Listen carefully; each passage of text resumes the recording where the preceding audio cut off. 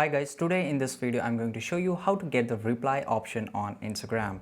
So first of all we will go into the Instagram mobile application, and here we have to go to the profile icon, okay, and after that we have to click on the three lines which is on top right side corner, and after that you have to select the first option, that is settings, okay, and we have to scroll down and we have to click on help button, and after that you have to click on report a problem, okay, and after clicking on the report a problem you can just do by shaking phone, or we will just select the option report a problem, okay, and here we have to explain that what problem we are facing right now, and just let me tell you what you have to tell, okay.